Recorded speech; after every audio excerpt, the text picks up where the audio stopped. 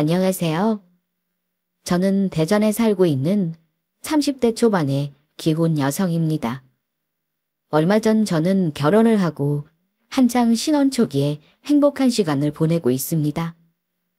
하지만 불과 몇 달 전까지만 하더라도 저는 이 결혼을 할 수 있을지 없을지, 그리고 정말 해야 하는지 말아야 하는지를 고민하고 있었습니다. 사실 저희 엄마에게는 오래전부터 장애가 있었습니다. 그리고 상견례 날 그 사실을 알게 된 예비 시어머니는 굳은 얼굴로 저희에게 결혼식을 미루자고 하셨고요. 지금이야 다 지난 이야기니 이렇게 웃으면서 말할 수 있게 되었지만, 그때까지만 해도 저는 이 결혼을 할 수가 없겠구나 하는 생각에 마음의 준비를 하고 있었죠. 평소에 저는 썰TV에 올라오는 사연들을 매일같이 열심히 청취하고 있었는데, 오늘은 모처럼 결혼식 사진 정리를 하다 그때의 생각이 나서 제 사연을 보내볼까 합니다. 제가 남편을 만나게 된 건 4년 전 어느 식당에서였습니다. 당시에 저는 주말마다 이곳에서 아르바이트를 하며 투잡을 뛰고 있었고, 남자친구는 가게에 손님으로 오게 됐었어요. 제가 일하던 곳은 인터넷상에서 한식 맛집으로 소문난 곳이라 예약을 하고 오더라도 항상 줄이 길었습니다. 때문에 날씨가 무더운 여름이면 바깥에서 오래 기다린 손님들이 온갖 짜증을 직원들에게 퍼붓는 일도 종종 있었죠. 때문에 힘들어하는 직원들도 있었지만 저에게는 익숙한 일이었고, 어차피 그런 것들을 크게 개의치 않은 성격인지라 크게 문제는 없었습니다. 어서 오십시오, 손님. 날씨도 더운데 너무 오래 기다리셨죠? 아니에요, 괜찮습니다. 저희 A 코스 하나랑 B 코스 하나 이렇게 주문할게요. 네, 금방 가져다 드리겠습니다. 남자친구가 그날 함께 온 일행은 바로 미래의 저의 예비 시어머니였어요. 서글서글해 보이는 남자친구와 다르게 굉장히 차갑고 깐깐해 보이는 인상이셨죠. 짧게 마주쳤던 그날의 제 기억에도 말입니다. 아무튼 저는 정신없이 주문을 받고 안내를 하고 또 서빙을 하고 있었어요. 여기요. 저의 음식 언제 나와요? 아, 죄송합니다, 손님. 지금 순서대로 음식이 조리되고 있어서 조금만 더 기다려주시면 얼른 가져다 드릴게요. 아, 진짜 짜증나네. 이럴 거면 예약을 왜 받아요? 밖에서도 기다리고 안에서도 기다리고. 다른 데 같으면 벌써 먹고도 남았겠네. 그리고 남자친구 바로 뒤 테이블이 오늘의 진상 손님이었죠. 가게의 자리는 항상 만석이고 주방에 주문도 빡빡하게 들어가고 있어서 요리가 나오기까지도 시간이 생각보다 소요되는 편이었어요. 들어올 때부터 화가 많이 나서 들어오셨는데 5분에 한 번씩 직원들을 불러서 음식이 언제 나오냐고 닥달을 해댔거든요. 그리고 남자친구 쪽에 음식이 나왔을 때 그 손님이 자리에서 벌떡 일어나셨죠. 아, 지금 나오는 음식 저희가 먼저 시킨 거 아니에요? 아닙니다. 이쪽 테이블 손님이 먼저 오셨어요. 아, 끼시네 진짜. 저희가 먼저 주문했거든요. 뭔가 저쪽이 먼저인지 몰라도 시킨 건 우리가 먼저 시켰다고요. 메뉴도 똑같아서 내가 딱 기억하는데. 양쪽 주문을 분명 다 제가 받았기 때문에 그럴 리가 없었죠. 나중에 주문서가 들어간 시각을 봐도 제 말이 맞았고요. 하지만 손님은 끝까지 자기 말이 맞다며 오게 됐고, 보다 못한 남자친구가 저를 불러 말을 했습니다. 아, 저희는 괜찮으니까 메뉴가 똑같으면 저쪽 먼저 드리세요. 저희는 다음에 나오는 음식으로 다시 주시고요. 다음 음식도 곧 나올 거라 괜찮다고 했지만 남자친구는 그냥 됐다며 양보를 해주었습니다. 그리고 그때 맞은편에 앉아 계시던 예비 시어머니의 표정이 너무 싸늘해서 저는 속으로 진짜 이래도 되는 건가? 이쪽 손님이 더 화나신 것 같은데 하는 생각을 하기도 했던 것 같습니다. 아무튼 그렇게 진상 손님을 처리하고 가게는 곧 잠잠해졌습니다. 나중에 매니저님께 말씀드려서 제가 너무 감사하다고 두 분께 음료를 갖다 드렸죠. 물론 진상은 모르게요.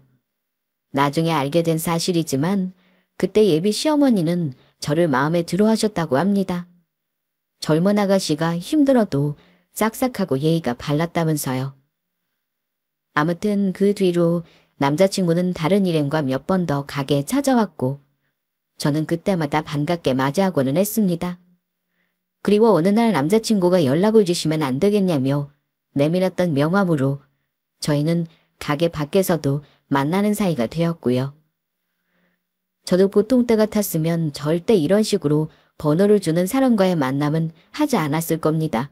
하지만 인연이 되려고 했는지 아니면 그래도 몇 차례 안면을 둔 손님이라 그새 정이라도 쌓였던 건지 어쩐지 이 사람과는 만나도 될 것 같은 느낌이 들더라고요.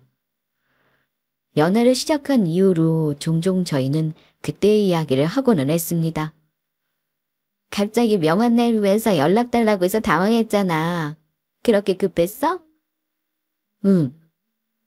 사실 나도 이상한 사람 같아 보일까봐 조금 더 얼굴 도장 찍고 친해지고 나서 하려고 했는데 자기가 갑자기 이제 주말 아르바이트를 관둔다고 하니까 도저히 방법이 없더라. 그럼 난 어디 가서 정시현 씨를 만나야 하냐고. 저는 철강 쪽 회사에 영업 담당자로 일하고 있었는데 회사에 양해를 구해 주말에 아르바이트를 하고 있던 참이었거든요. 하지만 곧 회사에 중요한 시즌이 다가와서 주말 출근은 해야 할 일이 많이 생겨서 결국 아르바이트를 관둬야 했었죠. 아무튼 제 남자친구는 사귀기 전에 보았던 모습처럼 배려심이 많고 착한 사람이었습니다. 어쩌면 제가 예상했던 모습보다도 훨씬 더요. 첫 만남 때도 이쪽은 시간적 여유가 많았는데 저쪽은 더 놔뒀다가는 날 곤란하게 할 것 같아서 어머니께 양해를 구하고 나온 음식을 양보한 거라고 했고요. 잘 알지도 못하는 가게 직원에게도 친절을 베풀 만큼 여유롭고 양보를 할 줄 아는 어른스러운 사람이었어요. 그 후로 저희는 크게 싸우는 일 없이 4년간 안정적인 연애를 지속했습니다. 뭘 하든 제 편이 되어주는 사람이 있다는 건 저를 정신적으로도 더 단단하게 만들어주었고요. 이 사람과 있으면 너무 편해서 평생을 같이 하고 싶다는 생각을 했습니다. 그리고 그런 생각이 들 때쯤 저희는 여느 커플들처럼 결혼을 약속하게 되었고요. 하지만 제가 결혼을 결심하게 되기까지에는 또 다른 이유가 있었습니다. 그건 바로 저희 예비 시어머니였어요. 남들이 들으면 어쩌면 기겁을 할 이야기일 수도 있겠지만요. 사실 저도 제가 이렇게 될 거라고는 생각지도 못했죠. 처음 만났던 시어머니의 인상이 너무 무서우셨으니까요. 연애를 한 지 대략 3년이 넘었을 때 저는 예비 시어머니를 다시 뵙게 되었습니다. 강렬했던 첫 만남 이후로 처음 있는 만남이었어요. 일부러 찾아뵈었던 건 아니고 그냥 남자친구의 본가가 있는 동네에 갔다가 우연히 마주친 게 된 거였죠. 어머니, 어디 다녀오세요? 그래, 절에 기도드리러 갔다 오는 길이다. 그런데 어머님 안녕하세요. 기훈씨 여자친구 정수연입니다. 말을 끊고는 제 쪽을 훑으시는 예비 시어머니의 눈빛에 저는 괜히 한 것도 없이 위축되더라고요. 무표정에 가까운 얼굴에 여전히 말투도 차가우셨거든요. 하지만 생글생글 웃는 건 저의 전공인지라 저는 아무렇지도 않게 밝게 웃으며 인사를 드렸습니다. 아, 기억나네요. 그때 식당에서 한번 봤었죠? 아가씨랑 사귄다는 얘기는 얼핏 들었는데 그 뒤로 도통 소식을 들을 수가 있었어야지. 우리 기훈이가 잘해줘요? 네, 기훈씨가 너무 잘해주고 저희도 예쁘게 잘 만나고 있습니다. 그래요. 오늘은 좀 그렇고 나중에 차나 같이 한잔하죠?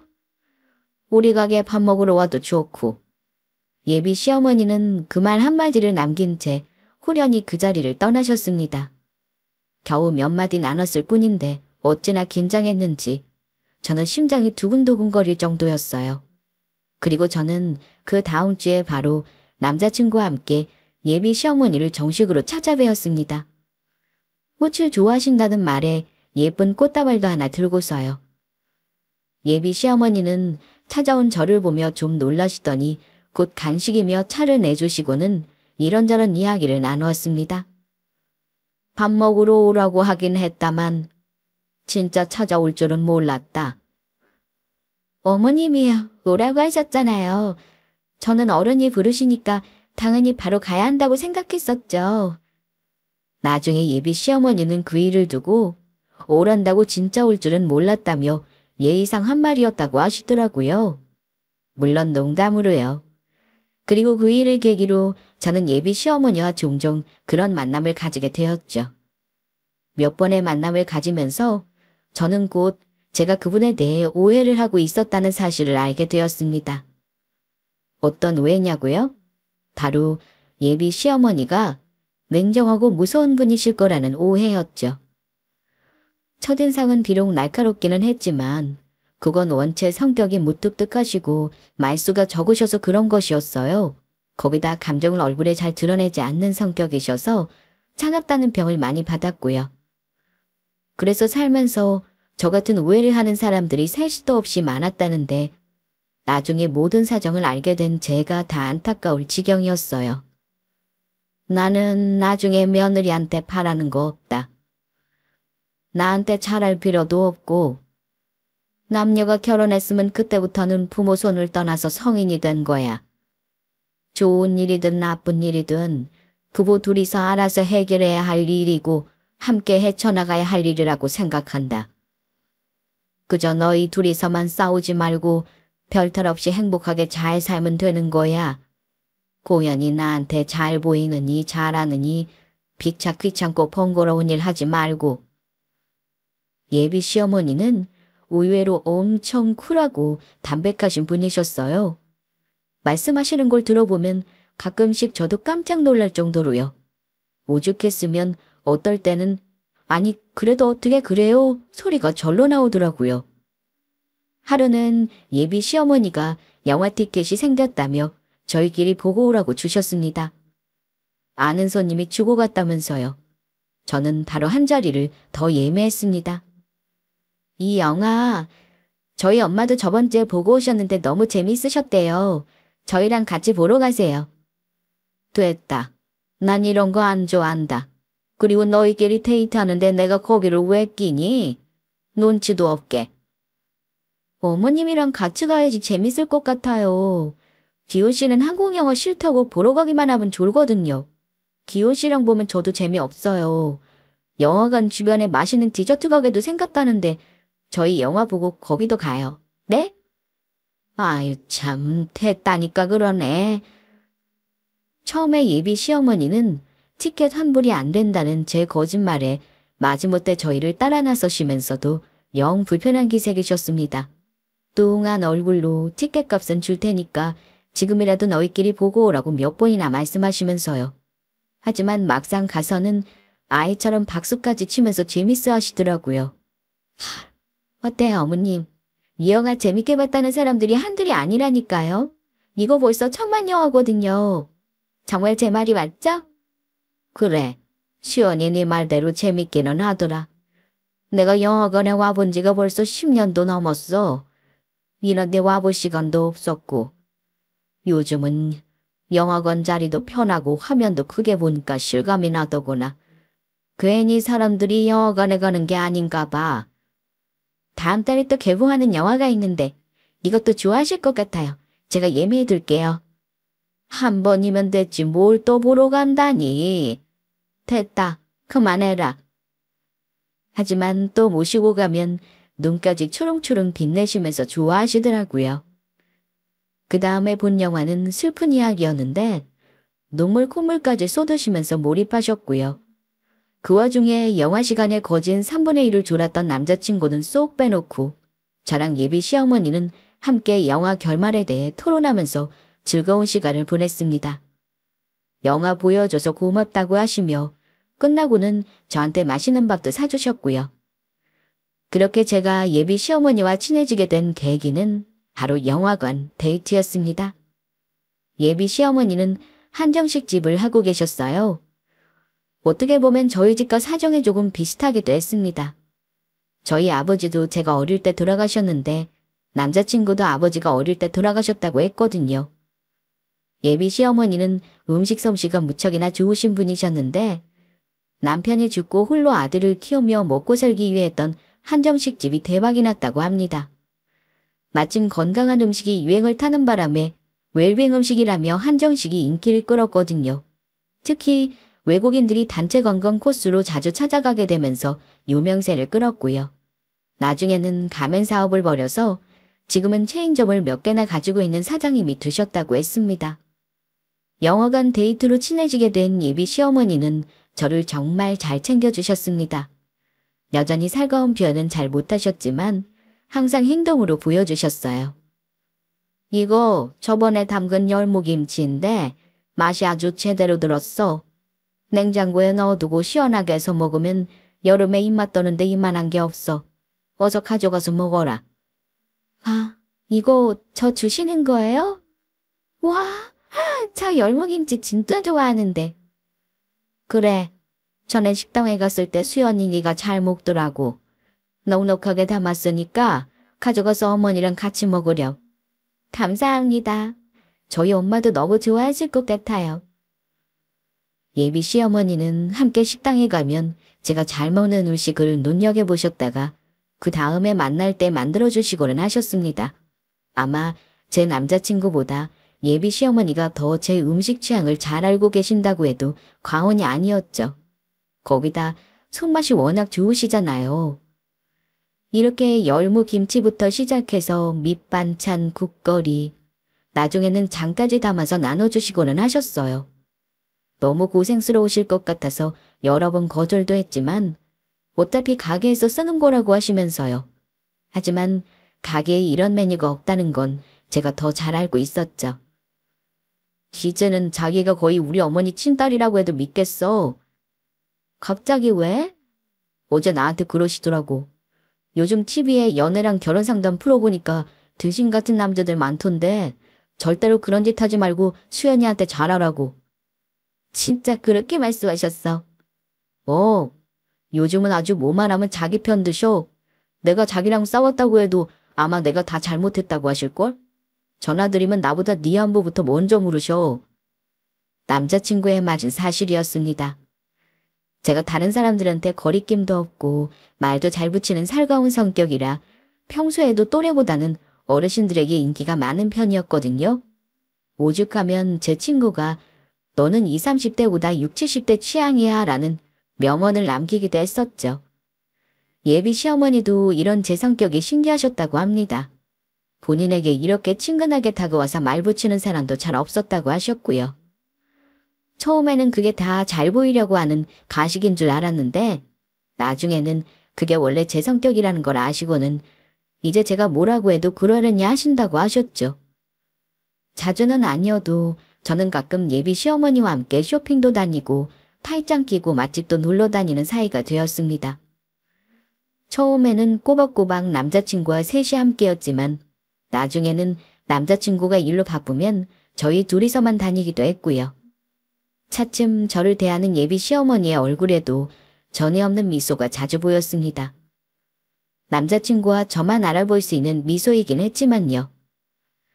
그래서 결혼 이야기가 나왔을 때도 저는 망설이지 않았습니다. 남자친구와 예비 시어머니 양쪽 모두에게서 이런 예쁨을 받는데 고민할 이유가 없었죠. 하지만 저희 친정엄마는 생각이 다르셨습니다. 천하태평은 저와는 달리 결혼 이야기가 나온 그 순간부터 얼굴에 먹구름을 들이우시더라고요. 아무래도 엄마는 그 집에 먼저 얘기해야 하는 게 아닌가 싶다. 뭘 먼저 얘기해요? 엄마 다리 말이야. 혹시나 그 집에서 싫어하실 수도 있잖니. 저희 엄마는 장애인이셨어요. 교통사고로 다리를 절단해야 하셨거든요. 사실 같이 차를 타고 가다 저희 아버지도 그 사고로 세상을 떠나셨고요. 불행 중 다행으로 엄마는 살아남으셨지만 수술을 몇 차례나 받아야 했습니다. 처음부터 다리를 잃으셨던 건 아니었어요. 하지만 나중에 수술 부위에 감염이 점점 심해졌고 결국 오른쪽 무릎 아래를 절단해야만 했습니다. 살기 위해서는 어쩔 수가 없는 선택이었죠. 제가 주말 아르바이트까지 하면서 일을 해야 했던 이유는 하나뿐이었습니다. 돈이었죠. 어려서부터 집안 형편이 많이 어려웠거든요. 그렇다고 기초수급자까지는 아니었지만 애매하게 그와 비슷한 수준이기는 했어요. 엄마가 다리를 절단한 이후의 삶은 정말로 고생스럽고 절망스럽기까지 했습니다. 아버지도 세상을 떠난 데다가 엄마까지 장애를 얻으셨으니 생계도 막막했고요. 구청에서 하는 장애인 일자리 센터 같은 곳에서 알선을 받아 앉아서 할 수 있는 일들을 하시고는 했지만 그걸로는 생활을 한다기에는 턱없이 부족한 돈이었어요. 다행히 살고 있던 집이 자가로 있었고 교통사고로 보험금도 나와서 제가 어느 정도 클 때까지는 간신히 먹고 살 정도는 되는 수준이었습니다. 고등학교를 가면서부터 저는 아르바이트를 시작했어요. 제 성격이 유난히 밝아진 것도 엄마는 마음 아파하셨죠. 제가 슬퍼하면 엄마까지 슬퍼할까봐 일부러 밝게 웃는다고 생각을 하셨거든요. 하지만 저는 그렇지 않았습니다. 아르바이트를 몇 개씩 하고 대학에 가서도 직장에 취업을 하고서도 한동안 부업을 뛰어야 했지만 그게 뭐 대수인가요? 살아있다는 게 중요한 거죠. 저에게는 엄마가 여전히 제 옆에서 살아계시고 저도 아픈 데 없이 건강하다는 사실만으로도 충분했어요.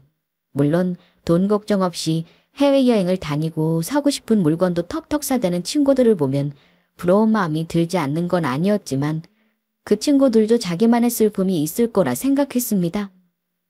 거기다 식당에서 주말 아르바이트를 한 덕분에 결국 평생의 배필이 될 남자친구를 만나게 된 거잖아요.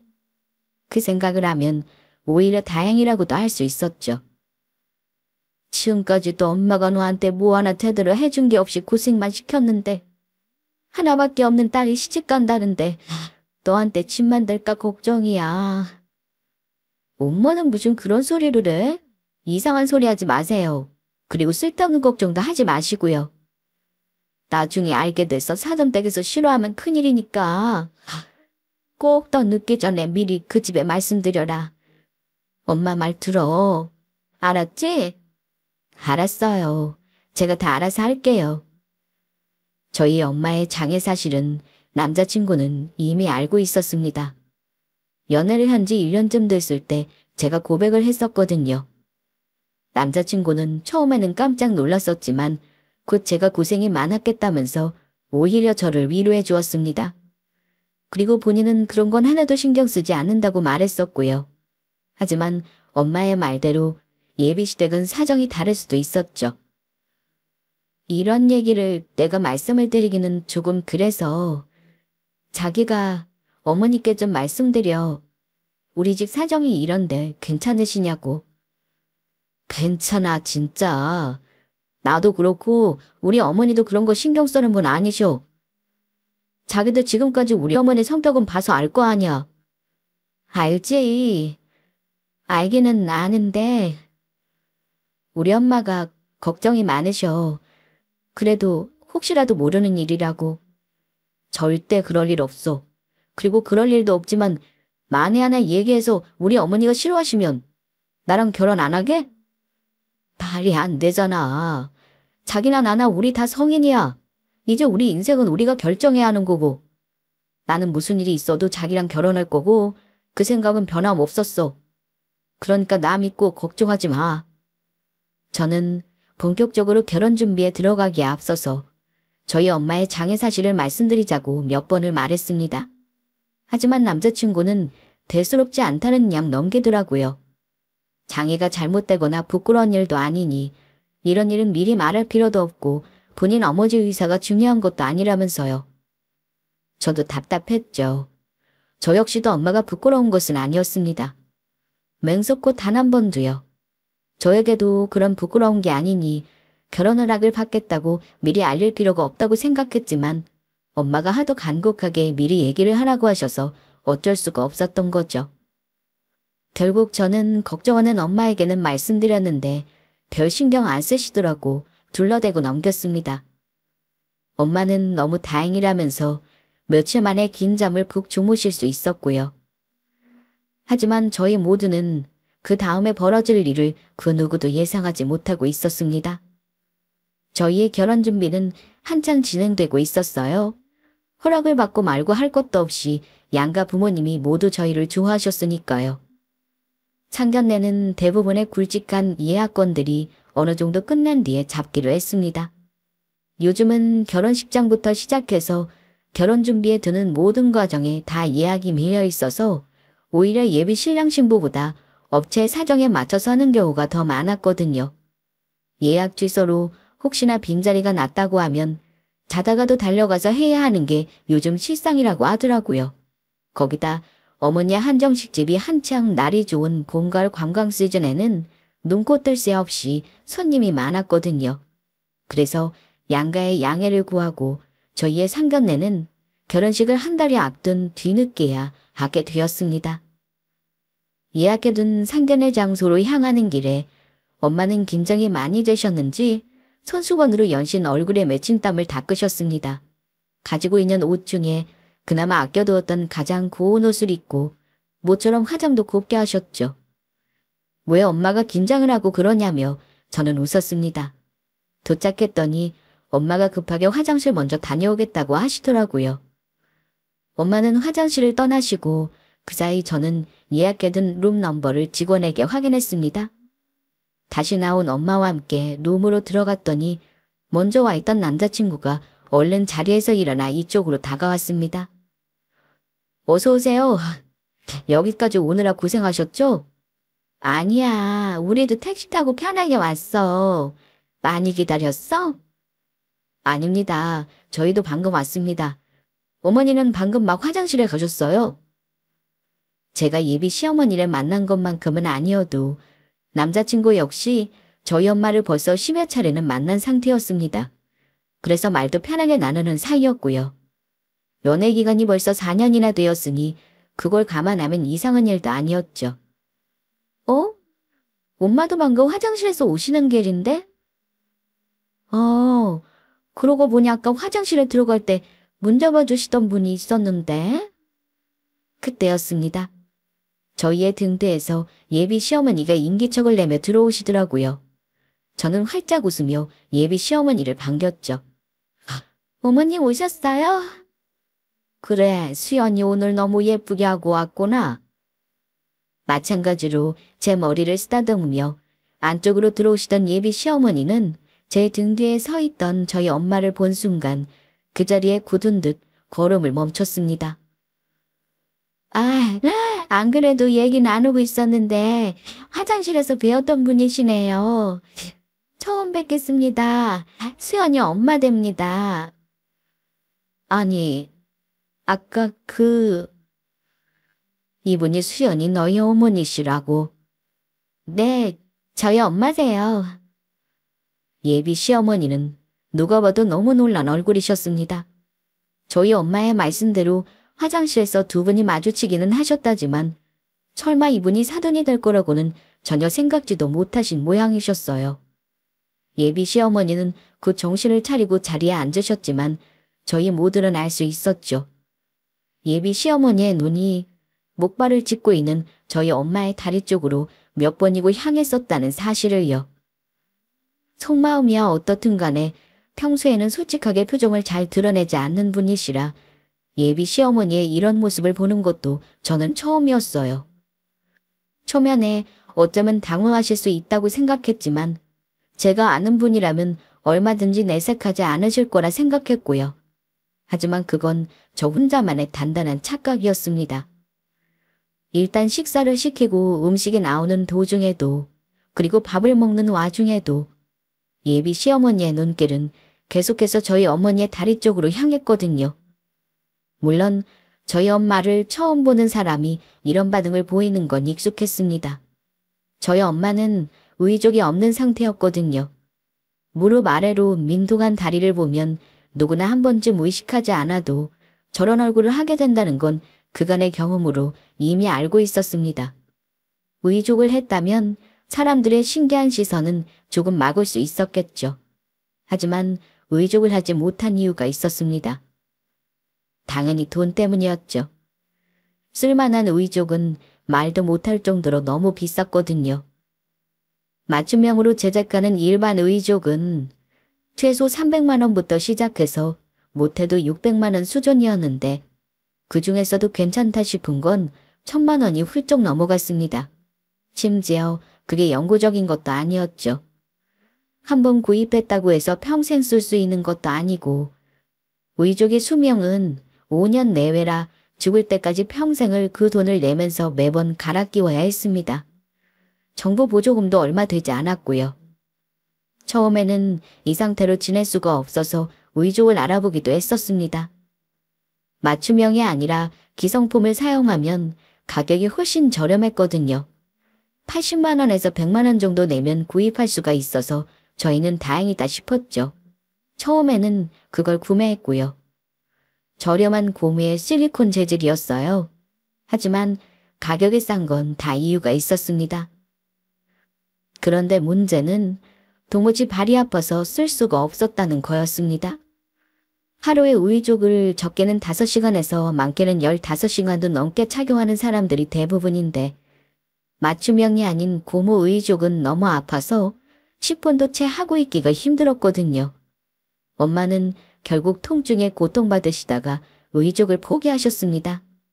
그 후에 저는 대학에 간 이후에 아르바이트를 해서 벌었던 돈으로 엄마 의족을 맞추려고 했었죠.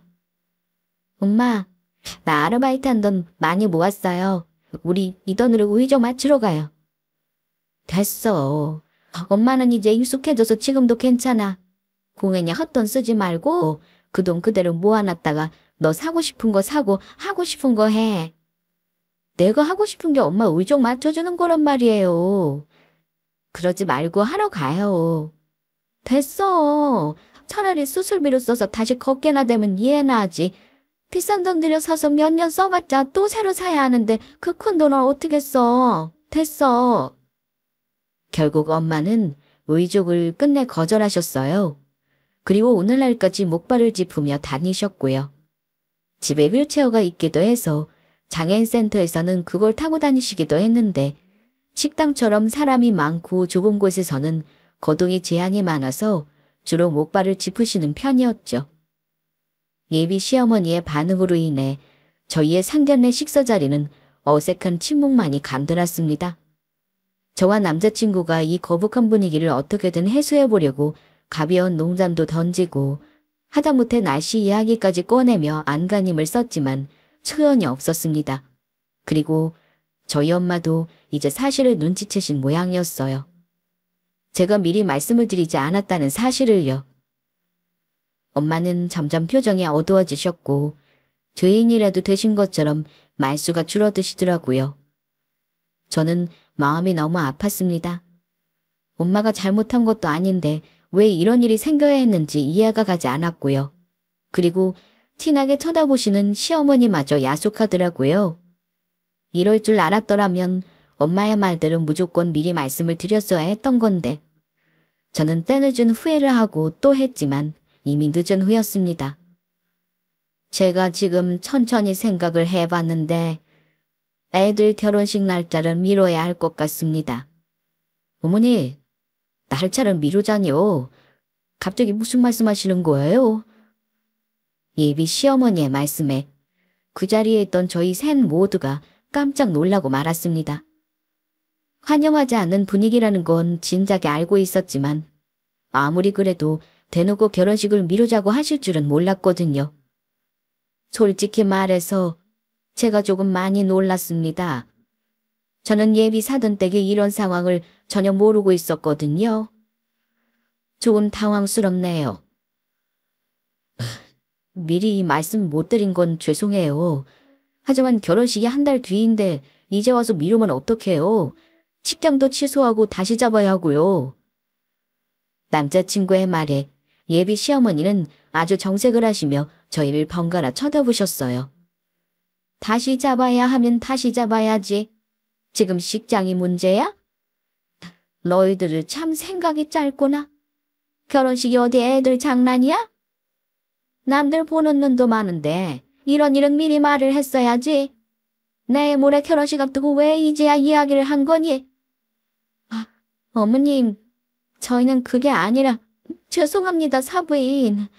미리 말씀을 드렸어야 했는데 당황스러우신 거 충분히 이해합니다. 그래도 아이들 혼사 문제이니 애들끼리도 조금 더 의논해보고 결정하시죠.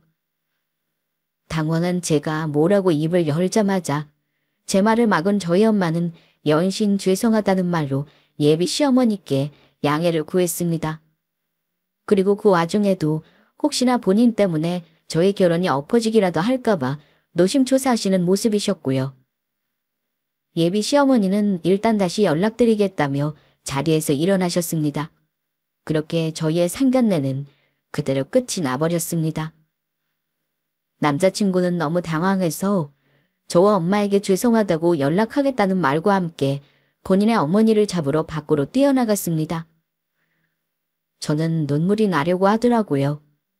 돌아오는 길에 내내 엄마가 택시 안에서 말씀이 없으셨죠.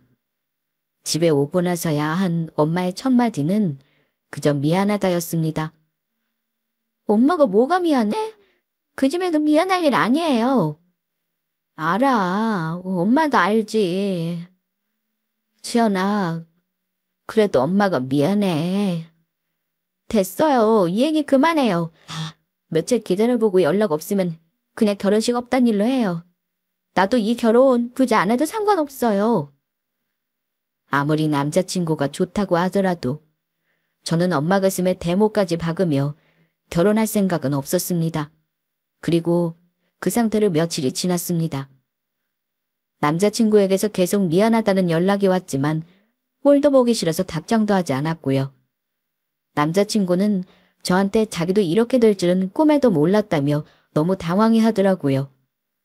저 역시 이 모든 일들이 남자친구의 탓은 아니라는 걸 머릿속으로는 알고 있었지만 도저히 가슴으로는 받아들이기가 힘들었습니다.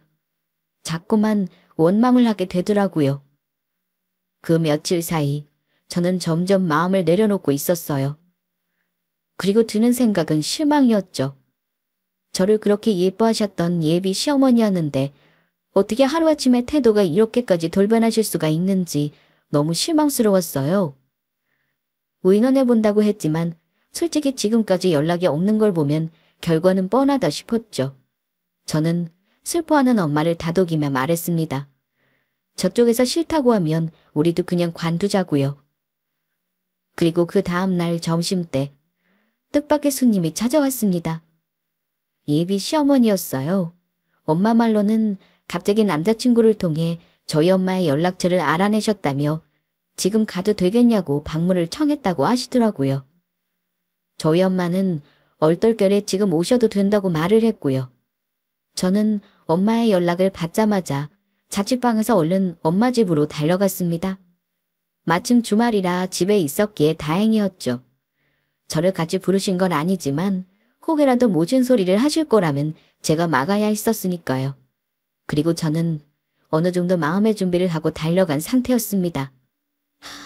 엄마, 저 왔어요. 수연아, 딸. 그런데 엄마 집에 도착했더니 엄마가 울고 계시더라고요. 식탁 맞은편에는 예비 시어머니가 앉아 계시고 저희 엄마의 눈앞에는 돈 봉투가 놓여져 있었습니다. 저는 그제야 모든 사정을 눈치챘죠. 지금 내미는 돈 봉투의 의미가 뭐겠어요? 이 돈을 줄 테니 이 결혼은 이만 없던 일로 하자거나 뭐 그런 거 아니겠어요? 경악한 저의 얼굴을 보며 예비 시어머니는 태어난 얼굴로 제게 인사를 건네셨습니다. 왔니? 너도 앉거라. 이 돈 봉투는 뭐예요? 저희 엄마는 울고 있는데 예비 시어머니의 태어난 얼굴을 보니 속이 뒤집혔습니다. 저는 당장이라도 따지고 싶은 심정이었어요. 그런데 그 다음에 나온 이야기에 저는 정말이지 깜짝 놀라고 말았습니다. 사부인께서 의족을 맞추라면 돈을 주신다구나. 네? 뭐라고요? 이 돈으로 다른 거 신경 쓰지 말고 좋은 의족 맞추세요. 알고 봤더니 예비 시어머니는 의족을 맞출 돈을 전해주기 위해 저희 집에 찾아오신 거였습니다.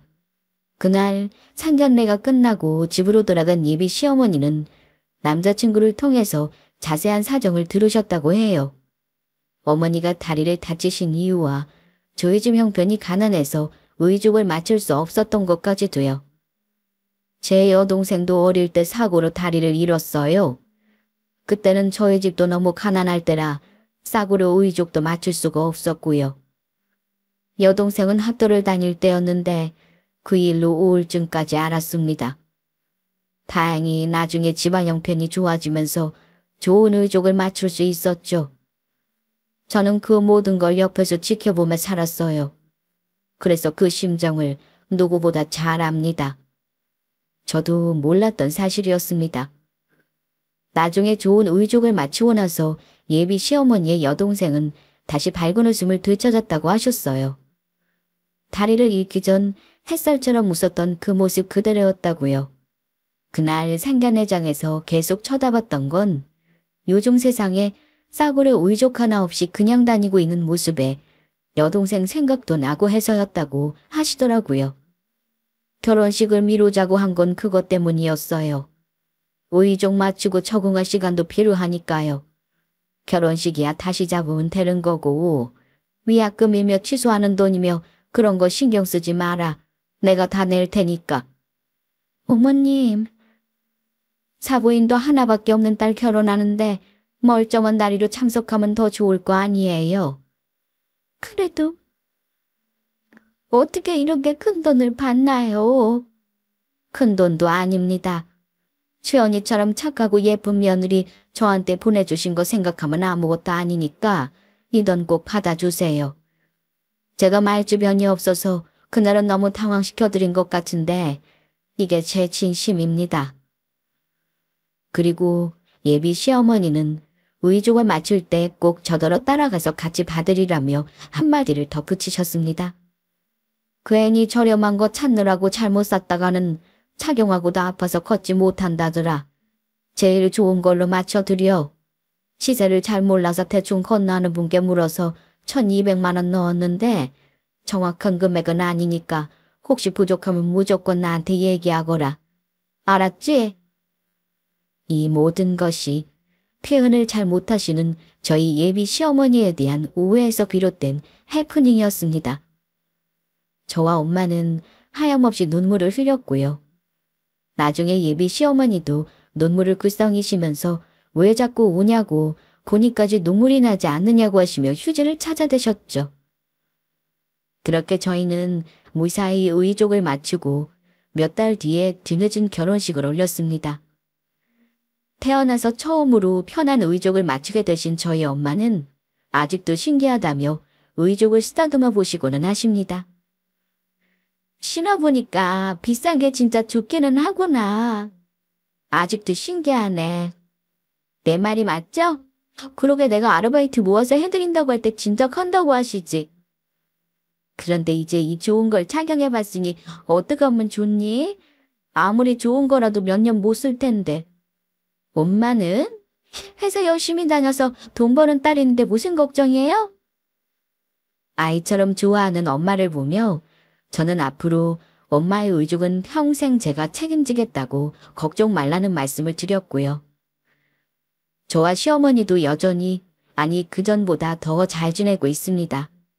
요즘은 남편을 빼놓고 친정엄마와 함께 셋이서 놀러 다니고는 해요. 얼마 전에는 저희 세 사람만 함께하는 단체 대화방도 생겼다니까요. 두 분이서 여행 취향도 비슷하셔서 곧 시간 맞춰 다 같이 경치 좋은 절과 맛집을 찾아 도는 국내 여행도 떠나보기로 했고요. 아무리 세상이 각박하다지만 그 와중에도 온기가 남아있었습니다. 저는 다행히도 사랑하는 엄마와 저를 친정엄마처럼 또 사랑해주시는 저희 시어머니를 만났고요. 생각해보면 아르바이트 자리에서 그 진상 손님이 이 인연을 엮어주신 게 아닌가 싶은 생각도 듭니다. 그분이 난리치지 않았다면 지금의 남편과 대화를 나눌 기회도 없었을 것 같거든요. 남편도 저랑 똑같은 생각을 하는지 가끔씩 그분 생각이 난다면서 우스갯소리를 하고는 합니다. 생각난 김에 조만간 다시 제가 아르바이트를 했던 음식점에 간만에 찾아가 보려고요. 앞으로도 저는 매일을 이렇게 감사한 일들을 되새기며 행복하게 살아보려고 합니다. 아무리 어렵고 힘든 세상에서 살고 있더라도 언젠가는 좋은 일들이 찾아온다는 이야기를 여러분들께도 꼭 들려드리고 싶었습니다. 힘든 시간을 보내고 계신 분들이 있다면 희망을 잃지 말고 힘내시라고요. 여기까지 제 이야기를 들어주셔서 감사합니다.